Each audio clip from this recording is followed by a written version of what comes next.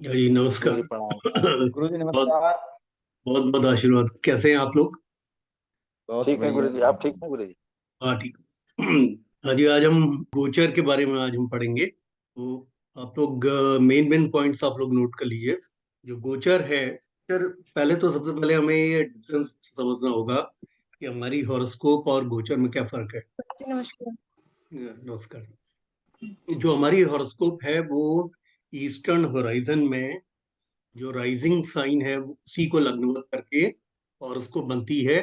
और उस समय का वो स्टैटिक पोजीशन है, मतलब प्लैनेट्स जो हैं जिन राशियों में बैठे होते हैं उन्हीं राशियों में उनको पोस्ट किया जाता है। लेकिन जो एक्चुअल फैक्ट है वो है कि प्लैनेट्स लगातार अपनी अपनी ऑर्बिट में, जोडियक या भूगर्भ में, भूचक्र में प्लैनेट्स जो है लगातार ग्रह हमेशा राशियां बदल रहे होते हैं।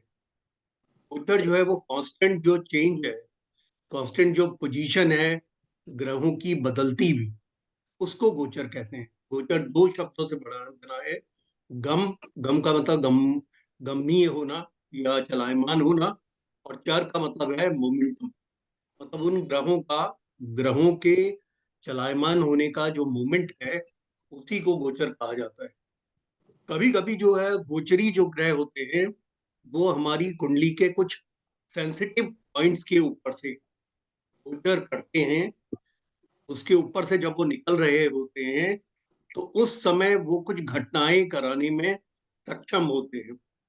तो पहले तो ये समझिए कि जो गोचर है वो एक कैटलिस्ट की तरह से वर्क करता है, कैटलिटिक इफेक्ट देता है, यानी उत्प्रेरक की तरह से। जैसे केमिस्ट्री के अंदर एक कैटलिस्ट होता है जो कि घटना में खुद पार्टिसिपेट नहीं करता, लेकिन उस घटना को अंजाम करने में, उस घटना को करने में सक्षम होता है। नमस्कार। तो वो जो गोचर के जो ग्रह होते हैं वो उन घटनाओं को करने में उनका एक रोल अदा करते हैं। जब वो कुंडली के सेंसिटिव पॉइंट्स के ऊपर से गोचर करते हैं, यानी कहने का मतलब है कि वो जो भी घटनाएं व्यक्ति के जीवन में होती हैं उसमें गोचरी ग्रहों का और दशा के ग्रहों का एक प्रभाव होता है। तो इसको हम दूसरे शब्दों में कह सकते हैं, अगर अच्छी दशा चल रही है और गोचर भी अगर शुभ है तो व्यक्ति को जीवन में बहुत अच्छे परिणाम मिलते हैं। उसके अलावा जो दशा है अगर वो अच्छी है और गोचर खराब है तो सामान्य परिणाम मिलते हैं। और अगर गोचर अगर खराब है और दशा अच्छी है तो परिणामों में, अच्छे परिणामों में कमी आ जाती है। और जिस समय दशा खराब चलती है और गोचर अच्छा चलता है तो जो खराब परिणाम मिलने चाहिए उनमें कमी आ जाती है। और इसी प्रकार से जिस समय खराब गोचर होता है ग्रहों का और खराब दशाएं होती हैं उस समय बहुत निकृष्ट परिणाम व्यक्ति के जीवन में मिलते हैं। यानी कि गोचर जो है वो दशाओं का सबसर्विएंट है, ये दशाओं के अधीनस्थ है। गोचर अपने आप में कोई घटना नहीं कराएगा, दशा उसके लिए जिम्मेदारी लेती है। दशा अच्छी होनी बहुत जरूरी है, लेकिन एक अच्छा गोचर उस दशा में जो परिणाम आने हैं उनको बहुत अच्छा परिणामों को कर देता है। यानी कि एक कैटलिस्ट की तरह से काम करता है, उत्प्रेरक की तरह से काम करता है गोचर, जो कि जो दशाओं के जो परिणाम होते हैं उन परिणामों को बहुत अच्छा दिखा देता है। यानी कि ये जो प्रोमिसेस जो कुंडली के अंदर होनी पहले तो आवश्यक है, उन प्रोमिसेस को अनफोल्ड करने का काम अच्छी दशा और अच्छे गोचर का होता है। यानी कि दशा का जो पैटर्न है उस पैटर्न में सुधार करने का गोचर का एक बहुत बड़ा रोल अदा करता है। अब उसके बाद ये प्रश्न उठता है कि गोचर हमने देखना किससे है, चंद्रमा से देखना है या लग्न से? तो जो क्लासिक्स हैं वो ये कहती हैं कि वो क्लासिक्स जितने भी हैं, चाहे बृहत पाराशर होराशास्त्र हो या बृहत जातक हो या सारावली हो या भात के जो है फलदीपिका हो, सभी ग्रंथों ने ये लिखा है कि जो गोचर है वो चंद्र लगन से देखा जाता है। इसीलिए जो पुराने ज्योतिषी थे वो चंद्रमा को लग्नवत करके, चंद्रमा जिस राशि में बैठता है वही आपकी जन्म की राशि होती है। तो चंद्र लगन की एक कुंडली को वो बनाते थे और उसके अनुसार वो गोचर का अध्ययन करते थे। तो क्लासिक्स ये कहती हैं कि चंद्रमा को नेटल कुंडली में, यानी राशि कुंडली के अंदर में देखा जाता है, उसको लग्नवत कर किया जाता है, और ग्रहों की पोजीशन, राशिगत जो पोजीशन आपकी राशि कुंडली के अंदर है, यानी आपकी नेटल चार्ट के अंदर है, उसी को पोस्ट किया जाता है और चंद्रमा को लग्नवत किया जाता है। उससे गोचर का अध्ययन किया जाता है। लेकिन जो मॉडर्न राइटर्स हैं वो इसे चंद्र लगन से भी देखते हैं, तो साथ में वो जन्म कुंडली से भी गोचर का अध्ययन करते हैं। और मॉडर्न राइटर्स ने इस बात को प्रूव किया है कि इवन लगन से भी गोचर का इफेक्ट व्यक्ति को मिलता है। लेकिन हम क्लासिक्स को चूंकि पढ़ा रहे हैं, तो हम क्लासिकल लिटरेचर्स के अनुसार चलेंगे। चंद्रमा को लग्नवत करके हम देखेंगे कि गोचर का क्या प्रभाव होता है। इसी प्रकार से जो दिन का, जब क्योंकि चंद्र लगन से ही हम, चंद्रमा की पोजीशन से ही आपका दिन कैसा जाता है उसको देखने का तरीका चंद्रमा की, चंद्र लगन की कुंडली से चंद्रमा के गोचर से पता चलता है। चंद्रमा का जो गोचर है वो प्रति 2.25 दिन का एक राशि के ऊपर होता है। वही ये आपको बताता है कि आपका दिन कैसा रहेगा। अगर आपको पूरे वर्ष का देखना है तो 13 माह का जो गोचर है वो गुरु का है। तो गुरु के गोचर से आपको ये पता चलता है कि आपका वर्ष कैसा रहेगा। अगर आपको माह का देखना है तो आपको बुध का, मंगल का देखना है तो 1.5 माह का देखना है, या बुध का शुक्र का देखना है तो वो आपको माह का गोचर आपको दिखाएगा। इसी प्रकार से लगन पे जो राशि पड़ती है आपकी, जो नेटल कुंडली के अंदर उसका जो गोचर होता है, वो अगर शनि की राशि है तो 2.5 वर्ष का गोचर है, तो बताएगा 2.5 वर्ष आपका कैसा रहेगा। उसके गोचर से आपको पता चलेगा। गुरु के गोचर से पता चलता है कि 1 वर्ष और 1 माह आपका कैसा रहेगा, क्योंकि 13 माह का गोचर है। 18 माह का अगर आपने देखना है तो राहु के गोचर से पता चलता है कि 18 माह में क्या स्थितियां होंगी। तो इस प्रकार से हम जो है क्लासिकल लिटरेचर के हिसाब से चलेंगे, और क्लासिकल टेक्स्ट जो है गोचर को चंद्रमा से देखता है। अब अगर हम जो नेटल मून से जब हम गोचर को अध्ययन करते हैं, तो विभिन्न ग्रह बेनिफिक और मेलेफिक रिजल्ट्स गोचरी ग्रह प्रोड्यूस करते हैं। और वो जो चंद्र लगन की कुंडली से डिफरेंट हाउसेस में आके उनका जो गोचर होता है वो अच्छा और बुरा दिखाई पड़ता है। यानी कहने का मतलब है कि आप उसमें जिस जगह से ग्रह गोचर कर रहा होता है, उसके अलावा एक जगह से ग्रह को वेद भी मिलता है। वेद की बात मैं आपको बाद में बताऊंगा। पहले मैं आपको बेनिफिक गोचर्स की बात बताऊंगा। चंद्र लगन की कुंडली बनाने के बाद अगर सूर्य जिस समय चंद्र लगन की कुंडली के तीसरे, छठे, 10वें और 11वें भाव से गोचर करता है, तो वो गोचर बहुत शुभ गोचर होता है। यानी सूर्य अगर प्रथम से करेगा, द्वितीय से करेगा, तो अच्छा गोचर नहीं माना जाता। इसी प्रकार से पंचम से करेगा, चतुर्थ से करेगा और नवम से करेगा, 12वें से करेगा, तो अच्छा गोचर नहीं होगा। उसका अच्छा गोचर सिर्फ 4 हाउसेस से होता है। ये 4 हाउसेस हैं उपचय भाव, 3, 6, 10, 11। जब भी सूर्य जो है third, sixth, 10th, 11th from the natal moon जिस समय गोचर करता है, तीसरे, छठे, 10वें, 11वें भाव से, जब नेटल मून से, यानी आपकी जो राशि है कुंडली, राशि कुंडली के तीसरे, छठे, 10वें, 11वें भाव से जिस समय सूर्य का गोचर होता है, वो गोचर शुभ परिणाम आपको देता है। वेद की बात मैं अभी आपको बाद में बताऊंगा कि वेदा उसमें कब होता है। पहले आप बेनिफिक जो है गोचर आप समझ लें। चंद्रमा के उसमें प्रथम और सप्तम भाव जुड़ जाता है। जो सूर्य का गोचर का शुभ गोचर है 3, 6, 10, 11, वो चंद्रमा के केस में भी है 3, 6, 10, 11। इसके अलावा प्रथम भाव और सप्तम भाव से चंद्रमा जिस समय गोचर करेगा, तो उसका गोचर शुभ होगा। यानी बहुत आसान है याद करना कि जो सूर्य का शुभ गोचर है वो 3, 6, 10, 11 भाव से आपके राशि से, आपके नेटल चंद्रमा से, जिस समय सूर्य 3, 6, 10, 11 भाव से गोचर करता है तो वो गोचर शुभ परिणाम देता है। चंद्रमा के केस में प्रथम भाव और सप्तम भाव जुड़ जाता है, यानी चंद्रमा के जो शुभ गोचर हैं वो सूर्य की तरह 3, 6, 10, 11 तथा प्रथम और सप्तम भाव का गोचर शुभ परिणाम देता है। मंगल, शनि और राहु का एक ही शुभ गोचर है, यानी मंगल, शनि, राहु। आप लिख लीजिए कि मंगल, शनि और राहु का जो गोचर है वो तीनों का गोचर शुभ गोचर एक सा है।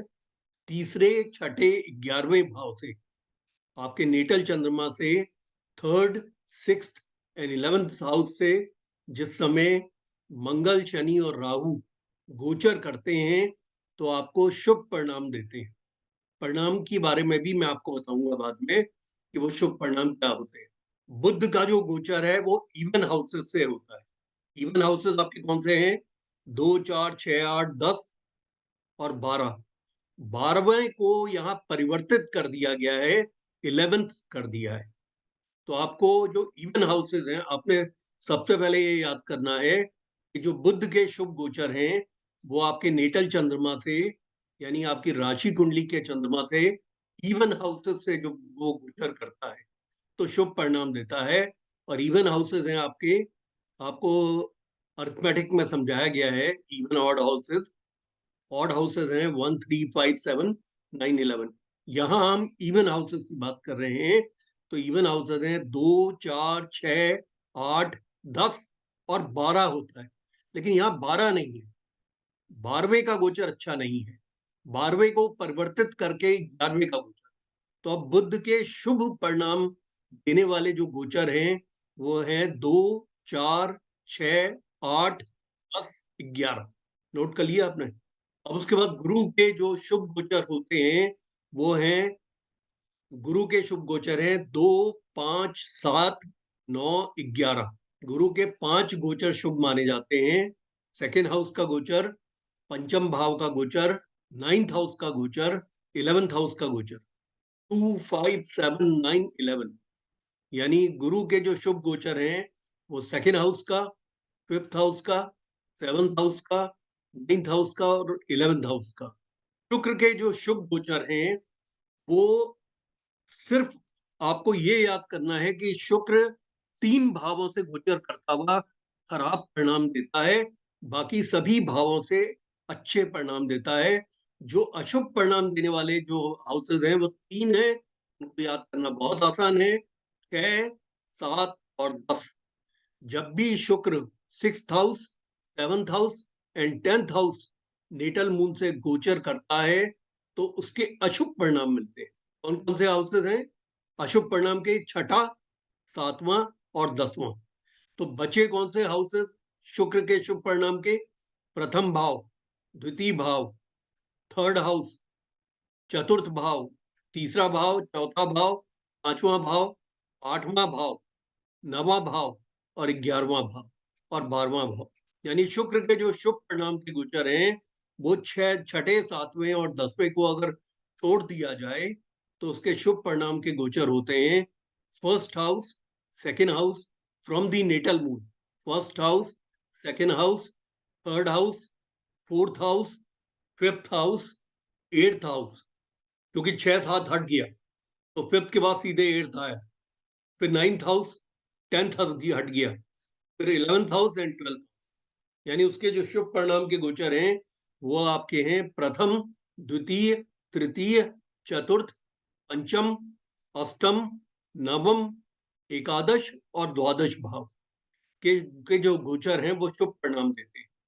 और शुक्र के सिर्फ 3 भावों के गोचर हैं जो कि अशुभ परिणाम देते हैं। वो है, पहला है छठा भाव, दूसरा है सप्तम भाव, तीसरा है दसम भाव। मैं आपको बता चुका हूं कि शनि का गोचर, मंगल का गोचर और राहु का गोचर एक से परिणाम देता है। मैं आपको पहले बता चुका हूं, तो शनि का गोचर उसमें इंक्लूड हो गया है। मैंने आप लोगों को बताया था मंगल, शनि और राहु का शुभ गोचर तीसरे, छठे, 11वें भाव का होता है।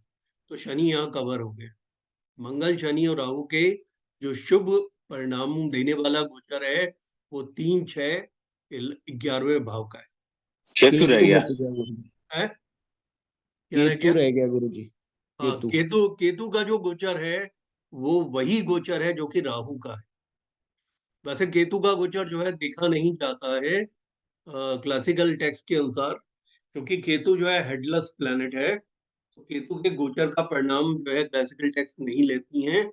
लेकिन जो मॉडर्न राइटर्स हैं वो ये कहते हैं कि जो राहु का गोचर है, क्योंकि राहु से 180 डिग्री पे केतु रहता है, तो जो केतु का गोचर भी वही गोचर माना जाएगा जो गोचर राहु का है, 3, 6, 11। और केतु का कोई अशुभ गोचर नहीं लिया गया। अब इसके बाद आता है वेद। वेद जो है, वेदा क्या है कि इस गोचर का जब हम अध्ययन करते हैं तो उस समय क्लासिकल टेक्स्ट ये कहती हैं कि कोई भी दूसरा प्लैनेट अगर उस वो ग्रह के शुभ गोचर के दूसरे भाव से गोचर कर रहा होता है तो वो वेद देता है शुभ परिणामों में। जैसे सूर्य का जो है शुभ गोचर है 3, 6, 10, 11। तो जब वो तीसरे भाव से गोचर करेगा, उस शुभ गोचर उसका माना जाएगा। तो उसके ठीक सामने नवा भाव पड़ता है। अगर कोई भी दूसरा ग्रह अगर नवम भाव से गोचर करेगा तो वह तीसरे भाव से शुभ गोचर को वेद देगा। जिस समय सूर्य नेटल मून से छठे भाव से गोचर करता है तो वो शुभ परिणाम होता है। और कोई भी दूसरा ग्रह 12वें भाव से जिस समय गोचर करता है तो छठे भाव का शुभ परिणाम निरस्त हो जाता है, समाप्त हो जाता है। तो आप तीसरे के नीचे आप लिखिए वेद में नवें भाव। तीसरे के नीचे जो वेद है वो नवम भाव से है। कोई भी ग्रह, दूसरा ग्रह अगर नवम से गोचर कर रहा होगा उस समय तो तीसरे का शुभ परिणाम समाप्त हो जाएगा। दूसरा जो इसका शुभ परिणाम है वो छठे भाव से है। तो छठे भाव के सामने आप लिखिए वेद में 12वें भाव से जिस समय कोई दूसरा ग्रह अगर गोचर कर रहा होगा तो छठे का शुभ परिणाम सूर्य के गोचर का समाप्त हो जाएगा। 10वें भाव से जब सूर्य गोचर कर रहा होगा तो उसका शुभ परिणाम होगा। और उसके सामने अगर चतुर्थ भाव में कोई दूसरा ग्रह बैठा होगा तो सूर्य का शुभ परिणाम समाप्त हो जाएगा। 11वें भाव से जिस समय सूर्य गोचर करता है तो सूर्य का शुभ परिणाम होता है नेटल मून से। हम चंद्रमा से इसको काउंट करते हैं। 11वें भाव के ठीक सामने पंचम भाव में अगर कोई भी दूसरा ग्रह होगा तो वो उसको वेद देगा। तो वेद जो होता है वो शुभ परिणामों को निरस्त कर देगा, कोई भी ग्रह। बाद है चंद्रमा। चंद्रमा का जो शुभ गोचर है मैंने आप लोगों को बताया 3, 6, 10, 11 के अलावा फर्स्ट एंड सेवंथ। तो जब वो चंद्रमा जिस समय थर्ड हाउस से गोचर करता है उस समय अगर नवम भाव में कोई दूसरा ग्रह होगा तो चंद्रमा का शुभ गोचर निरस्त हो जाएगा। जब चंद्रमा छठे भाव से गोचर करेगा उस समय द्वादश भाव में, 12वें भाव में अगर कोई दूसरा ग्रह अगर गोचर कर रहा होगा तो चंद्रमा का शुभ परिणाम निरस्त हो जाता है। आप लिखिए तीसरे भाव के नीचे आप लिखिए नवम। वेद में यहाँ आपने थर्ड हाउस लिखा था चंद्रमा का, उसके नीचे आप थर्ड के नीचे वेद में आप लिखिए 9th हाउस। गुरुजी इसमें तो सीधा ही आया कि उससे सेवंथ हर हाँ, लेकिन जो आप हर एक के साथ नहीं है, इसलिए आप लिख लीजिए। वो हर ग्रह के साथ ये बात नहीं है। ये सूर्य और चंद्रमा के साथ है, लेकिन हर ग्रह के साथ ये बात नहीं है, इसलिए आपको लिखना पड़ेगा। तो उसके नीचे आप थर्ड के नीचे आप वेद में लिखिए जब थर्ड भाव से जब चंद्रमा गोचर करता है तो वो शुभ गोचर होता है। उससे सप्तम में यानी कि नवम भाव से कोई भी दूसरा ग्रह अगर गोचर करेगा तो चंद्रमा का शुभ परिणाम समाप्त हो जाएगा।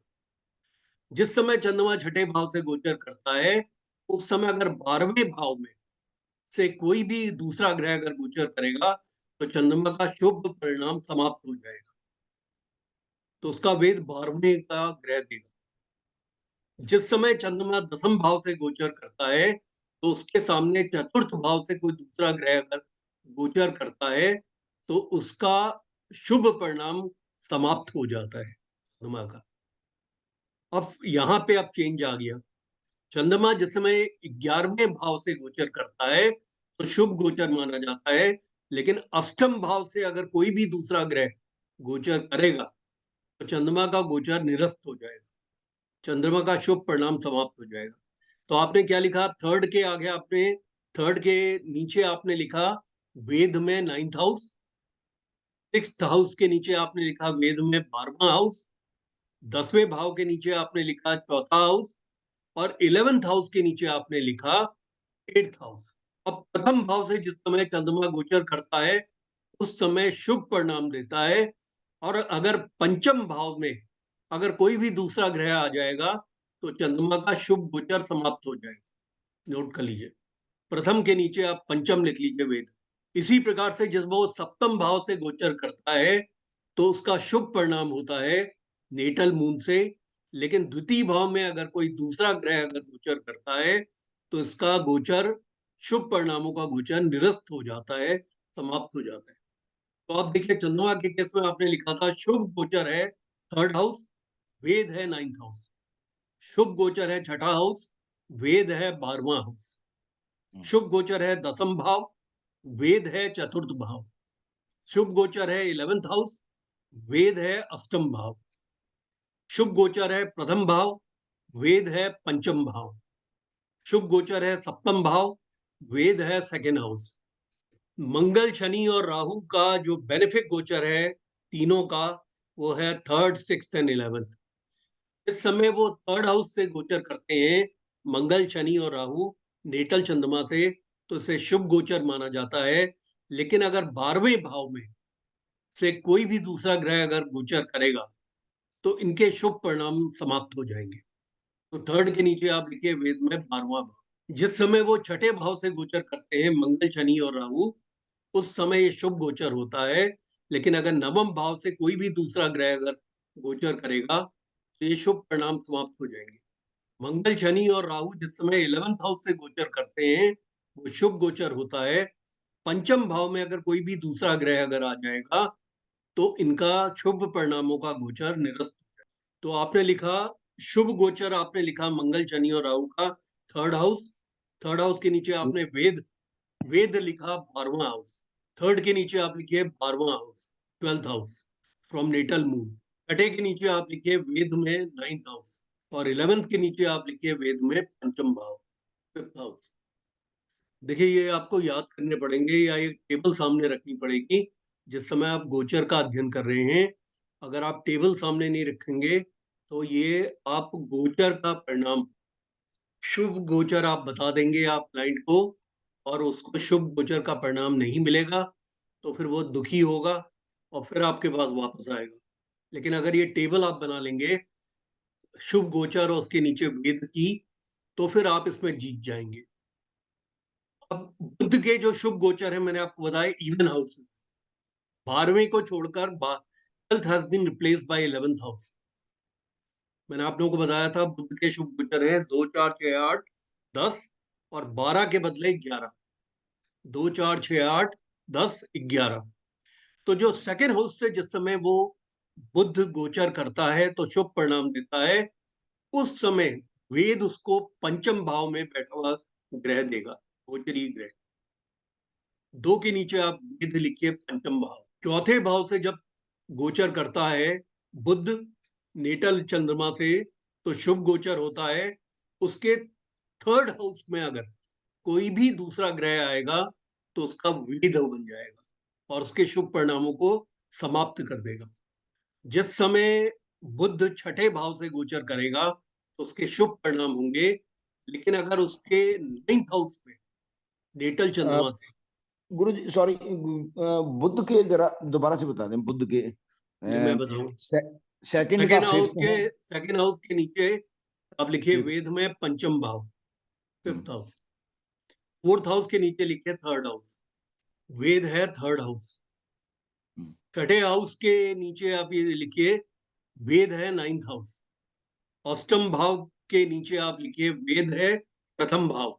फर्स्ट हाउस, यानी कि जहां चंद्रमा आपका राशि का चंद्रमा बैठा है उसके ऊपर से अगर कोई भी दूसरा ग्रह, अगर गोचरीय ग्रह आएगा, तो बुध के शुभ परिणाम जो अष्टम से आ रहे हैं वो निरस्त हो जाएंगे, समाप्त हो जाएंगे। दसम भाव के नीचे आप लिखिए अष्टम भाव। दसम भाव का जो गोचर है वो शुभ परिणाम देता है, लेकिन उसके अष्टम भाव में अगर कोई दूसरा ग्रह आ जाएगा तो वो निरस्त कर देगा। 10वें के नीचे आप लिखिए अष्टम भाव। जगदीश सिंह साहब, वेद में आप लिखिए सेकंड के नीचे लिखिए फिफ्थ हाउस, चतुर्थ के नीचे आप लिखिए थर्ड हाउस वेद का, छठे के नीचे आप लिखिए नाइन्थ हाउस वेद नाइन्थ का, हाउस, एट्थ के नीचे आप लिखिए फर्स्ट हाउस वेद फर्स्ट का, हाउस। 10वें के नीचे आप लिखिए एट्थ हाउस वेद का, और 11th के नीचे आप लिखिए ट्वेल्थ हाउस वेद का। मैं फिर आपको बताता हूँ, बुध के जो शुभ गोचर हैं, शुभ गोचर है वो नेटल चंद्रमा से सेकेंड हाउस का है, जिसको वेद देता है पंचम भाव से गोचर करने वाला कोई भी दूसरा ग्रह। शुभ गोचर है चतुर्थ भाव का, उसको वेद देता है तीसरे हाउस से गोचर करने वाला कोई भी ग्रह। शुभ गोचर है छठे भाव का बुध का, नेटल चंद्रमा से। नेटल चंद्रमा का मतलब जो आपकी राशि कुंडली में जो चंद्रमा जिस जगह पे विराजमान है वहां से काउंट होगा। छठे भाव का शुभ गोचर है, उसको निरस्त करेगा, वेद देगा नाइन्थ हाउस का गोचर, कोई भी दूसरे ग्रह का। अष्टम भाव का गोचर इसका शुभ गोचर है, उसको निरस्त करेगा प्रथम भाव में कोई भी, यानी चंद्रमा के ऊपर से जो दूसरा ग्रह अगर गोचर कर रहा होगा, आपकी राशि कुंडली के ऊपर से कोई भी ग्रह गोचर कर रहा होगा, तो वो अष्टम से आने वाले शुभ परिणामों को बुध के समाप्त कर देगा। दसम भाव का गोचर बुध का शुभ गोचर है, उसको निरस्त करता है अष्टम भाव से में बैठा हुआ कोई भी दूसरा गोचरी ग्रह। 11th हाउस का गोचर बुध का शुभ गोचर है, उसको निरस्त करेगा 12वें भाव में बैठा हुआ कोई भी दूसरा गोचरी ग्रह। हम गोचरी ग्रह की बात कर रहे हैं, निटल प्लैनेट की बात नहीं कर रहे हैं। यहाँ कंफ्यूजन क्रिएट मत करिएगा कि ये निटल प्लैनेट है। निटल प्लैनेट की राशि कुंडली की बात नहीं हो रही, ये गोचरी ग्रह की बात हो रही है। कोई भी दूसरा गोचर का करने वाला ग्रह अगर 12वें में आएगा तो वो शुभ परिणामों को समाप्त कर देगा। गुरु के अब आते हैं, गुरु के जो शुभ गोचर हैं वो मैंने आप लोगों को लिखाया था, सेकंड हाउस का गोचर शुभ है। जिस समय गुरु नेटल चंद्रमा से यानी राशि कुंडली के चंद्रमा से जब सेकंड हाउस का होता है तो बहुत शुभ परिणाम देता है, लेकिन उसको वेद देता है 12वें में गोचरी दूसरा ग्रह। सेकंड के नीचे आप वेद में लिखिए 12वां। पंचम भाव का जो गोचर है गुरु का वो शुभ गोचर है, उसको वेद देता है चतुर्थ भाव का कोई भी गोचरी ग्रह। पंचम के नीचे आप लिखिए फोर्थ हाउस। और पहले का क्या बताया था गुरु जी, इसका गुरु का? गुरु का मैंने बताया था प्रथम जो शुभ गोचर है वो सेकेंड हाउस का है, उसको निरस्त करता है 12वें भाव का, वेद देता है 12वें भाव का गोचरी ग्रह। दूसरा है पंचम भाव का शुभ गोचर है, जिसको निरस्त करता है, वेद देता है चतुर्थ भाव का ग्रह। चतुर्थ भाव से गोचर करने वाला दूसरा कोई ग्रह। गुरु का तीसरा शुभ गोचर है सप्तम भाव का, उसको निरस्त करेगा तीसरे भाव से गोचर करने वाला दूसरा कोई ग्रह। गुरु का शुभ गोचर है नवम भाव का, उसको निरस्त करेगा दसम भाव से गोचरीय ग्रह, जो दसम भाव में कोई भी दूसरा ग्रह अगर गोचर करेगा। और गुरु का जो शुभ गोचर है 11वें भाव का, उसको वेद देता है अष्टम भाव से गोचर करने वाला ग्रह। आप लोगों को मैंने बता दिया मंगल शनि और राहु का गोचर, उनका वेद बिल्कुल एक ही है, इसमें कोई डिफरेंस नहीं है। वो आपने लिख लिया होगा मंगल शनि राहु का शुभ गोचर और उसको निरस्त करने वाला अशुभ गोचर। मंगल शनि और राहु का जो शुभ गोचर है थर्ड सिक्स्थ और 11th भाव का है। थर्ड हाउस का निरस्त होता है 12वें से, सिक्स्थ हाउस का निरस्त होता है नवम भाव से, 11th हाउस का निरस्त होता है पंचम भाव से। ये आपने लिख लिया हो। अब बचता है शुक्र। शुक्र का जो शुभ गोचर है वो है छठे, सातवें और 10वां जो गोचर होता है वो खराब गोचर होता है। बाकी सारे स्थानों के गोचर अच्छे हैं शुक्र के। आपने लिख लिया। शुक्र के जो 3 गोचर हैं वो ही खराब हैं। छठे भाव से, सप्तम भाव से और 10वें भाव से जिस समय शुक्र गोचर करते हैं नेटल चंद्रमा से काउंटेड, वो अशुभ गोचर है 6, 7 और 10वां। बाकी सभी भावों के गोचर शुक्र के शुभ है। जिस समय शुक्र बेनिफिक गोचर में आता है प्रथम भाव से तो उसको निरस्त करता है अष्टम भाव का गोचर। वेद में लिख लीजिए 1 के नीचे 8। 1 के नीचे आप लिख लीजिए 8। फर्स्ट हाउस के नीचे आप लिखिए 8th हाउस का वेद। सेकेंड हाउस के नीचे आप लिखिए 7th हाउस का वेद है। थर्ड हाउस के नीचे आप लिखिए प्रथम भाव का वेद है। चतुर्थ भाव के नीचे आप लिखिए दसम भाव का वेद है। पंचम भाव के नीचे आप लिखिए नवम भाव का वेद। अष्टम भाव के नीचे आप लिखिए 5th हाउस का वेद है। नवम भाव के नीचे आप लिखिए एकादश भाव का वेद है। 11वें भाव के नीचे आप लिखिए तीसरे हाउस का वेद है। और 12वें हाउस के नीचे आप लिखिए छठे भाव का वेद है। अब मैं आपको दोबारा बताता हूँ। जिस समय शुक्र नेटल चंद्रमा से प्रथम भाव से गोचर करेगा तो वो शुभ गोचर होता है। लेकिन उसके अष्टम भाव में अगर कोई भी दूसरा ग्रह अगर गोचर करता है तो शुक्र का शुभ परिणाम समाप्त हो जाता है। तो पहले के नीचे आप लिखिए 8th हाउस वेद में। फर्स्ट के नीचे आप वेद में लिखिए 8th हाउस। यहाँ लिख लिया। सर ये कम समझ आ रहा है मुझे तो। अभी नोट कर लो। नोट करने के बाद मैं अभी और समझाऊंगा। नोट तो करो पहले। जिस समय शुक्र जो है नेटल चंद्रमा से प्रथम भाव से गोचर करता है तो शुभ गोचर होता है। लेकिन कोई भी अगर दूसरा ग्रह अगर उसके अष्टम भाव में अगर गोचर कर रहा होता है तो प्रथम भाव का शुभ गोचर समाप्त हो जाता है। शुक्र का फर्स्ट जब में तो करेगा, फर्स्ट में तो करेगा तो गुरु जी वो चंद्रमा के साथ युति में ही होगा। हाँ, युति में नहीं होता वो। चंद्र लगन की कुंडली में आप देखेंगे चंद्रमा आपकी जिस राशि है उसी राशि में शुक्र गोचर कर रहा होता है। युति तो नेटल में होती है। आप उसे युति कह सकते हैं, वैसे वो युति नहीं हुई, वो गोचर हुआ। वो युति जो होती है वो नेटल कुंडली के अंदर होती है। जो युति वर्ड है ना, वो युति वर्ड नेटल कुंडली के अंदर या राशि की कुंडली के अंदर जब दो ग्रह एक साथ बैठे होते हैं उनको युति बोलते हैं। यहाँ तो वो गोचर कर रहा है। वो तो शुक्र का गोचर जो है 30 दिन का है, वो 30 दिन उसके ऊपर से रहेगा, 30 दिन के बाद निकल जाएगा। तो युति कहाँ हुई? उस समय उसके ऊपर रहा वो, उसके ऊपर से फिर वो निकल गया। तो इसको तो गोचरी ग्रह कहते हैं, गोचर कर रहा है। लेकिन आप अपनी अंडरस्टैंडिंग के लिए युति बोल रहे हैं तो आप युति बोल लीजिए, कोई फर्क नहीं पड़ता। लेकिन टेक्निकली हमें साउंड होने की जरूरत है। युति तब होती है जिस समय नेटल हॉरोस्कोप बनती है, उसमें जब दो ग्रह एक राशि के अंदर होते हैं तब वो युति मानी जाती है। टेक्निकल बात ये है वो गोचर कर, वो जहां पे आपका नेटल चंद्रमा है उसी नेटल चंद्रमा के प्रथम भाव में, मतलब उसी भाव से वो गोचर कर रहा है। उस समय पे कोई दूसरा ग्रह अष्टम भाव से अगर गोचर कर रहा होगा तो ये प्रथम भाव का शुभ गोचर समाप्त हो जाएगा।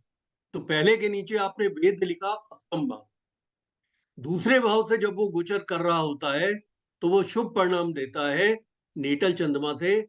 लेकिन अगर उस समय सप्तम भाव में, सेकंड के नीचे आप लिखिए 7th हाउस, 7th हाउस में अगर कोई ग्रह अगर गोचर करेगा तो शुभ गोचर समाप्त हो जाएगा। जिस समय चंद्रमा से वो तीसरे भाव से गोचर करता है तो वो शुभ गोचर होता है। उस समय अगर प्रथम भाव में कोई भी दूसरा ग्रह अगर गोचर करता है तो वो निरस्त हो जाएगा। थर्ड के नीचे आया फर्स्ट हाउस। फिर चतुर्थ भाव के नीचे आया दसम भाव। जिस समय शुक्र चतुर्थ भाव से गोचर करता है तो शुभ परिणाम देता है। किंतु अगर दसम भाव चंद्रमा से दसम भाव में कोई भी दूसरा ग्रह होगा तो चतुर्थ भाव का शुभ गोचर निरस्त हो जाएगा। जिस समय चंद्रमा से पंचम भाव से शुक्र गोचर करता है तो वो शुभ गोचर होता है। उस समय पे नवम भाव में अगर कोई भी दूसरा ग्रह अगर गोचर करेगा तो वो वेद दे देगा और ये शुभ गोचर समाप्त हो जाएगा। तो पंचम के नीचे आप लिखे 9th हाउस। इस समय वो अष्टम भाव से गोचर करेगा शुक्र तो शुभ गोचर होगा।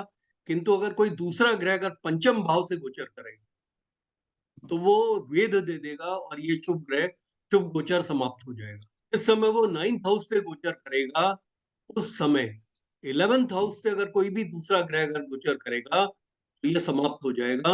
यानी 9th हाउस के शुभ गोचर को 11th हाउस का गोचरीय ग्रह निरस्त करता है, वेद देता है। जिस समय वो 11th हाउस से गोचर करता है उस समय ये शुभ गोचर होता है, लेकिन जो वेद देने वाला गोचर है वो 3rd हाउस का है। यानी कोई भी ग्रह अगर नेटल चंद्रमा से 3rd हाउस से गोचर करता है तो 11th हाउस का जो शुभ गोचर है वो समाप्त हो जाता है।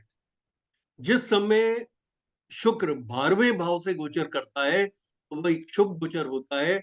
उस समय अगर कोई छठे भाव से कोई भी दूसरा ग्रह अगर गोचर करेगा तो ये शुक्र का शुभ गोचर समाप्त हो जाएगा। तो 12वें के नीचे आप लिखिए 6th हाउस। ये तो आपके ग्रहों का गोचर और वेद हुआ। गोचर जो होता है शुभ गोचर को हम लेते हैं और जो वेद होते हैं उनको भी हम दृष्टि में रखते हैं, क्योंकि वेद देने वाला जो ग्रह इस समय आता है, सपोजिंग कोई गोचर है, आप यूं समझिए कि किसी ग्रह का गोचर अगर शुभ, जैसे शुक्र का गोचर जो है वो शुभ गोचर जो है शुक्र का पड़ रहा है प्रथम भाव से, उस समय उसका वेद अष्टम भाव में। तो अष्टम भाव के में अगर चंद्रमा भी आ जाएगा, 2.25 दिन के लिए आएगा, तो वो 2.25 दिन जो है वो शुक्र का शुभ गोचर को निरस्त कर जाएगा। तो आप क्या बोलेंगे कि भाई तुम्हारी कुंडली के अंदर से शुक्र 30 दिन तक इसमें रहेगा प्रथम भाव में, तो ये शुभ परिणाम तुमको देगा। और शुक्र का जो शुभ परिणाम है प्रथम भाव का, वो मैं आपको बताऊंगा क्या होगा, अब मैं उस पर आऊंगा। लेकिन आप उसे ये चेता सकते हैं कि चंद्रमा इस 30 दिनों के अंदर 2.25 दिन जिस समय तुम्हारे चंद्रमा अष्टम भाव से गुजरेंगे, ये 2.25 दिन तुम्हारा जो है शुभ परिणाम समाप्त हो जाएगा, तुम्हें नुकसान होगा। इसी प्रकार से आप समझा सकते हैं कि शुक्र तुम्हारा द्वितीय भाव से गोचर कर रहा है, जो कि बहुत धन देने वाला गोचर होता है। समय पे सप्तम से अगर तुम्हारा चंद्रमा 2.25 दिन चल रहा है तो वो 2.25 दिन तुमको धन की हानि हो जाएगी। अब समझ गए बात को आप। और अगर उसी के बराबर अगर अगर गोचर करने वाला दूसरा ग्रह अगर बुध आ गया सप्तम भाव में, तो आप कह सकते हैं ये शुभ गोचर तुम्हारा शुक्र का तो होता है, लेकिन ये तुम्हारा निरस्त हो रहा है 28 दिन के लिए, क्योंकि तुम्हारा बुध जो है वो इसमें गोचर कर रहा है सप्तम भाव में। सेकेंड हाउस का जो तुम्हारा शुभ गोचर है शुक्र का, जो तुम्हें धन दान से मालामाल करने वाला गोचर है, ये निरस्त हो जाएगा, समाप्त हो जाएगा, क्योंकि इसके सप्तम भाव में बुध का गोचर चल रहा है नेटल चंद्रमा से, शुक्र से नहीं। काउंटिंग हमेशा नेटल चंद्रमा से करनी, मतलब सेकेंड हाउस से, नेटल चंद्रमा के सेकेंड हाउस में शुक्र का गोचर शुभ है, लेकिन नेटल चंद्रमा से काउंटेड 7th हाउस में अगर बुध अगर आ गया, और बुध आप जानते हैं 28 से 30 दिन के बीच में रहता है, तो इसका मतलब है उतने दिन ये शुभ गोचर का प्रभाव नहीं मिलेगा, वेद मिलेगा। अब इस, हाँ प्रदीप साहब बोलिए।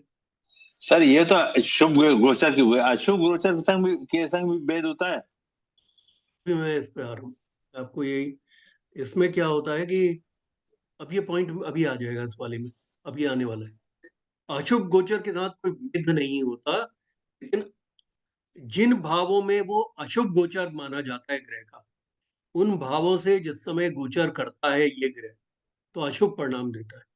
जैसे कहने का मतलब है शुक्र का अशुभ गोचर मैंने आपको बताया 6th हाउस का, 7th हाउस का, 10th हाउस का है। तो उसका मतलब शुक्र जिस समय नेटल चंद्रमा से छठे, 7वें और 10वें भाव से अगर गोचर करेगा तो उसके बहुत अशुभ परिणाम मिलेंगे। और शुक्र के जो परिणाम क्या होते हैं, एम्बियंस का कारक है। शुक्र, पता चला कि आपकी जो है आप बड़े ऑफिस में बैठे हैं, बड़े ऑफिस का एसी खराब हो गया, बड़े ऑफिस में बैठे हैं, कुर्सी खराब हो गई, रिपेयर करे चलेंगे, तो आपको उन्होंने जो है एक ताश से बिनी हुई कुर्सी पकड़ा दी कि सर आप जो है, वैसे तो आप सीईओ हैं यहाँ के, या आप बहुत बड़े आप कंसल्टेंट हैं, लेकिन आपकी कुर्सी जो है वो रिपेयर के लिए गई है 3 दिन के लिए, 4 दिन के लिए। तो आप इस गोचर से समझ जाएंगे कि ये छठे से गोचर कर रहा है, और कुर्सी आएगी फिर वो छठे से या दसम से या सप्तम से गोचर करेगा, आप देखेंगे कुर्सी को आते आते पूरा महीना लग जाएगा, क्योंकि वो कहेंगे साहब वो रिपेयर नहीं हो रही है, तो नई कुर्सी का आप ऑर्डर दे दिया है, तब तक आप ये तांत वाली कुर्सी में बैठिए। मतलब शुक्र का जो है अशुभ परिणाम जो होता है वो एम्बियंस का होता है। एम्बियंस का मतलब है जो सुख सुविधाएं आपको मिल रही हैं उन सुख सुविधाओं में खलल पड़ जाना। छठे से गोचर करेगा तो पता चला टीवी खराब हो गया। अब टीवी जो है सोनी वालों के वहां भेजा है, सोनी वाले कह रहे हैं जी पार्ट अभी आ रहा है।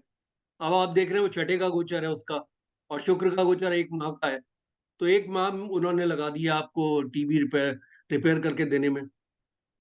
अब समझे आप?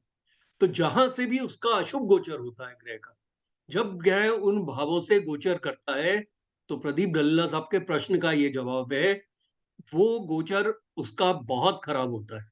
लेकिन अशुभ गोचर का कोई भेद नहीं, अशुभ गोचर का परिणाम है। देखिए, कहीं पे भी आप किसी क्लासेस में भी पढ़ेंगे, भारतीय विद्या भवन में पढ़े, इंडियन काउंसिल एस्ट्रोलॉजिकल साइंसेज में पढ़े, आपको वेद कोई नहीं पढ़ाने वाला। लेकिन वेद आपको सीखने की जरूरत है। हमारी बिगनर टू एडवांस क्लासेस हैं, और हमारी क्लास में हम कुछ छोड़ते नहीं है। जो भी हम पढ़ाते हैं उसको बड़ी विस्तार से पढ़ाते हैं, ताकि आपको, अब ये आपके ऊपर है कि आप उसका शुभ गोचर याद रखना चाहें तो शुभ गोचर याद रखें। इतने से अगर आपका काम बनता है तो आप उससे काम चलाइए। लेकिन कल को अगर आप शिक्षक बन गए तो मेरे नाम को खराब ना करिएगा ये कह के कि वेद के बारे में मैं नहीं जानता। तो इसलिए मैं आपको वेद भी बता रहा हूँ, और इसके लिए मैं भी जो है वेद की टेबल सामने रखता हूँ। आपको ये समझाने के लिए मैंने ग्रह और ग्रह का वेद मैंने सामने चिपकाया हुआ है, क्योंकि मुझे भी याद नहीं होता है कि ग्रह का शुभ गोचर कहाँ पे है। सामने मैंने टेबल पे चिपकाया हुआ है, मैं देख रहा हूँ उसको, क्योंकि ग्रह का शुभ गोचर कहाँ का है, वेद कहाँ का है, इतनी बड़ी टेबल को याद नहीं कर सकता। तो ये आपको चिपकानी पड़ती है, बड़े हाथ से बड़े बड़े फॉन्ट में लिख के आपको चिपकानी पड़ती है, तभी आप समझा सकते हैं। तो मैंने भी उसका एक पोस्ट कार्ड सा बनाया हुआ है, वो पोस्ट कार्ड मैं सामने रखता हूँ अपने क्लाइंट्स को समझाने के लिए या क्लाइंट्स को बताने के लिए। मैंने इतने मैंने कोई A4 साइज में नहीं बनाया हुआ है, इतने इतने बड़े साइज में, जितना बड़ा मेरा स्क्रीन है, जितना बड़ा मेरा स्क्रीन आ रहा है उतने बड़े साइज में मैंने छोटे छोटे से मैंने उसका शुभ गोचर, उसके नीचे वेदा लिखा हुआ है। तो वो जो वेद है उसको भी मैं देख लेता हूँ। किसी को परिणाम बताते समय मैं इस बात का ध्यान रखता हूँ कि उसको वेद भी बताऊं कि हाँ इस समय वेद पड़ेगा, इस गोचर के समय। तो इस वेद को, और आपने करना क्या, उस दिन का आपने ट्रेजिट बनाना है। आपने अगर ट्रेजिट ट्रेजिट अगर गोचरी अगर आपने कुंडली बना ली, तो आपको मालूम चलेगा कि ये ग्रह जो है इसकी गति क्या है। अब आपको मालूम है चंद्रमा अगर वेद दे रहा है, आपको मालूम है 2.25 दिन का वेद है। आपको मालूम है अगर बुध अगर वेद दे रहा है तो 1 महीने का, मोटा मोटा, शुक्र का 1 महीने का, मंगल का 44 दिन का। आपको मालूम है कि गुरु का है तो 13 महीने का। आपको मालूम है राहु का है तो 18 महीने का वेद होगा। आपको मालूम है शनि का वेद होगा तो 2.5 साल का होगा। तो ये तो कॉमन सेंस की बात है। सूर्य का गोचर होगा तो 30 दिन का होगा, 1 डिग्री 1 दिन में चलता है। तो ये तो कॉमन सेंस लगाने की जरूरत है कि आपने प्लैनेट्स लिख लिए तो आपको मालूम है प्लैनेट की चाल क्या है, एक राशि को कितने दिन में बदल रहा है। ठीक है ना? तो उसको, इसको रटना बहुत आसान नहीं है, इसको रटना मुश्किल है। तो इसलिए क्या होता है, एक पोस्ट कार्ड साइज में बना के हम चिपका लेते हैं अपनी टेबल में। ना गुरुजी, ये तो पूरा आपने एक बाउंसर की तरह फेंक दिया और सबकी बोलती हमारी बंद कर दी। आप ये समझिए, अ, ये आपको ना कोई नहीं पढ़ाने वाला। ये आपको नहीं, भारतीय वो विद्या, वो तो ठीक है, इंडियन बहुत है। काउंसिल एस्ट्रोलॉजिकल साइंसेज तो भारतीय विद्या भवन में भी ये नहीं पढ़ाया जाता वेदा वेदा। ये बताइए प्रकाश चंद पांडे साहब, आपको आपके टीचर ने गोचर पढ़ाते समय वेद पढ़ाया था? नहीं सर, ऐसा हमने तो कहीं पढ़ा नहीं। नहीं पढ़ा। क्योंकि मैंने भी नहीं, ऐसा मुझे भारतीय नहीं लगता। मैंने भी भारतीय विद्या भवन से अलंकार आचार्य किया है, इंडियन काउंसिल एस्ट्रोलॉजिकल साइंसेज से प्रवीण और विशारद किया है। हम लोगों को नहीं पढ़ाया गया था। उसका एक कारण है, वेद क्यों नहीं पढ़ाते वो लोग, क्योंकि उनको लगता है कि ये स्टूडेंट जो है इसको याद नहीं कर पाएंगे। लेकिन उनको ये नहीं मालूम कि M.K. भंडारी जैसे स्टूडेंट भी हैं कि जो बाल की खाल निकालेंगे और बिल्कुल अंदर तक। मैं तो जो है वो जमीन से गड़ा हुआ खजाना निकालने वाला हूँ मैं। तो जब ये बहुत क्लासिकल बढ़िया टेक्स्ट, सर, ट्रांजिट को भी देखना चाहिए सर दशा में। बिल्कुल ट्रांजिट, गुरुजी, गुरुजी इसमें थोड़ी सी एक क्लैरिफिकेशन और थी कि एक तो आपने उस ग्रह का गोचर देख लिया कि उसके 7th में 8th में या जो भी रिस्पेक्टिव ग्रह है उसके अंदर कोई ग्रह गोचर कर रहा है। दूसरी उस ग्रह की नेचर पे भी तो डिपेंड करेगा कि वो मेलेफिक है, बेनिफिक है, या नेचुरल मेलेफिक है, या नेचुरल फंक्शनल मेलेफिक है, और उसकी इक्वेशन क्या है चंद्रमा से।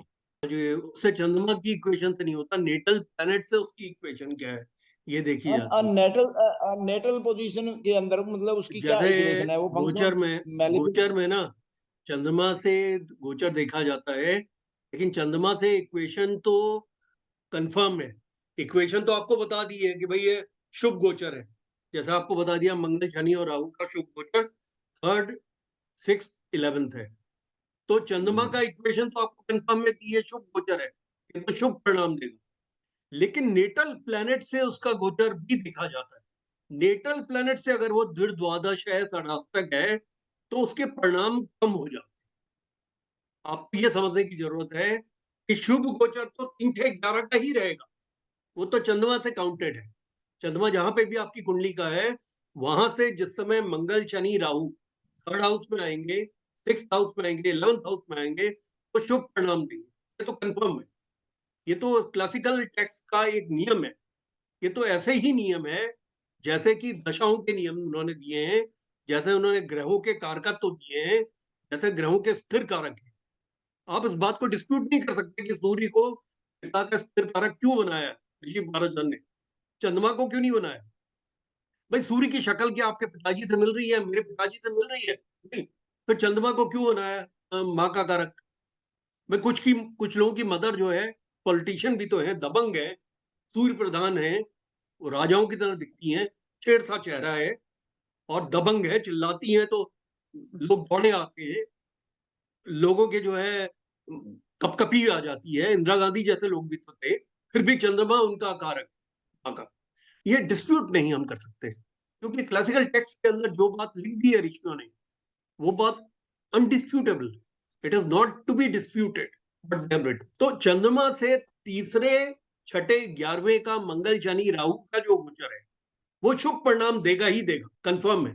लेकिन मॉड्यूलेशन कहां पे आता है? जो बात आपने बोली है उसी को मैं थोड़ा सा इसको परिवर्तित ये करूंगा कि अगर वो नेटल प्लैनेट से, मंगल अगर नेटल प्लैनेट से द्वादश है, शुभ गोचर तो उसका तीसरे छठे 11वें का है, लेकिन मंगल गोचरी मंगल अगर आपके नेटल मंगल से द्वादश बैठ जाए, षडाष्टक बैठ जाए, या इन दो स्थितियों में तो परिणाम उसके कम हो जाएंगे।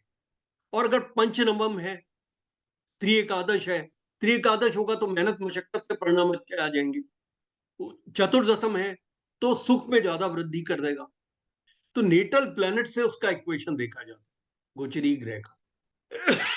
इसके अलावा कुछ नियम ये हैं, जैसे पिता और पुत्र का जो कॉम्बिनेशन है, जैसे सूर्य और शनि, चंद्र और बुध। चंद्रमा जो है पिता हैं और बुध उनके पुत्र हैं। सूर्य पिता हैं, शनि उनके, ये वेद नहीं देते, एक दूसरे को वेद नहीं देते। आपको मैंने बताया कि सूर्य का जो गोचर है वो 3 6 10 11 का शुभ है। अगर सूर्य, और सूर्य का वेद का किसका है? 3rd हाउस के सामने 9th हाउस का है, 6th हाउस के सामने 12th हाउस का है, 3 6 10 11 10 हाउस, 10th हाउस के सामने 4th हाउस का है, 11th हाउस के सामने 5th हाउस का है। अगर वहां पे शनि बैठेंगे तो वेद नहीं देंगे। पिता पुत्र एक दूसरे को वेद नहीं देते, पहला नियम लिख लीजिए और उसमें एग्जाम्पल डाल दीजिए। सूर्य शनि, चंद्र बुध, चंद्रमा पिता है और बुध उनके पुत्र है। पहला नियम ये है, इसका एक्सेप्शन, एक्सेप्शन लिख लीजिए, exception to the law. Exception to the law ये है, पिता पुत्र एक दूसरे को वेद नहीं देते। फॉर एग्जाम्पल सूर्य शनि और चंद्र बुध, ये पिता पुत्र है। दूसरा, प्रदीप डल्ला साहब ने जो बात बोली थी वही बात मैं कह रहा था कि आगे आने वाली है, तो वो बात मैंने पहले बता दी। ये कोई भी प्लैनेट जो ट्रांजिटिंग प्लैनेट होता है, कुछ भावों से बेनिफिक ट्रांजिट दे रहा है, तो जो बाकी बचे हाउसेज हैं वहां से वो मेलेफिक ट्रांजिट देता है, यानी पापी ट्रांजिट होता है उसका, अच्छा ट्रांजिट नहीं होता।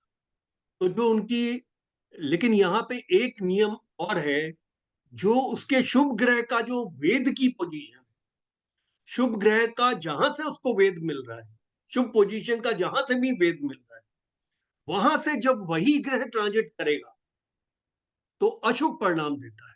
जैसे कि सूर्य जो है थर्ड हाउस से बेनिफिक रिजल्ट देता है। एग्जाम्पल दे रहा हूं आपको, सूर्य थर्ड हाउस से बेनिफिक रिजल्ट देगा नेटल चंद्रमा से। उसको वेद कहां से मिल रहा है? Ninth house. इसका मतलब यही सूर्य अपने उसकी इस वेद की पोजीशन क्या हुई सूर्य की? Ninth house. यही सूर्य जब नाइन्थ हाउस के ऊपर से ट्रांजिट करेगा नेटल चंद्रमा से, तो वो अशुभ परिणाम देगा। सूर्य का शुभ ट्रांजिट कहां कहां का है? 3, 6, 10, 11। सूर्य का वेद है थर्ड हाउस का वेद है नाइन्थ हाउस। तो इसका मतलब यही सूर्य जिस समय अपनी वेधा पोजीशन से निकलेगा, नाइन्थ हाउस के ऊपर से ट्रांजिट करेगा नेटल चंद्रमा से, तो अशुभ परिणाम देगा। सूर्य का शुभ ट्रांजिट है छठे हाउस का, लेकिन उसकी वेधा पोजीशन है 12वां भाव। यही सूर्य जब 12वें भाव से ट्रांजिट करेगा नेटल चंद्रमा से, तो अशुभ परिणाम देगा। सूर्य का शुभ ट्रांजिट है 10वां भाव और उसका वेधा उसको मिल रहा है चतुर्थ भाव से। तो यही सूर्य जब चतुर्थ भाव से ट्रांजिट करेगा तो अशुभ परिणाम देगा। सूर्य का जो है, जो सूर्य का जो शुभ ट्रांजिट है वो 11th हाउस और उसको वेधा मिल रहा है पंचम भाव से। यही सूर्य जब पंचम भाव से ट्रांजिट करेगा तो अशुभ परिणाम देगा। अब एक बात आप लोगों को सोचने की है, जब आप कुंडली का अध्ययन करते हैं तो वो कुंडली भी उस समय का गोचर है, वो कुंडली भी उस समय का गोचर है, उस समय जिस समय बालक का जन्म हुआ है। अब मैंने आपको वेधा की पोजीशन बताई, उसमें से गोचर करता हुआ, जैसे मेरा सूर्य है, मेरा सूर्य चतुर्थ भाव में बैठा है। इसका मतलब क्या हुआ कि अपने वेधा की पोजीशन में बैठा था।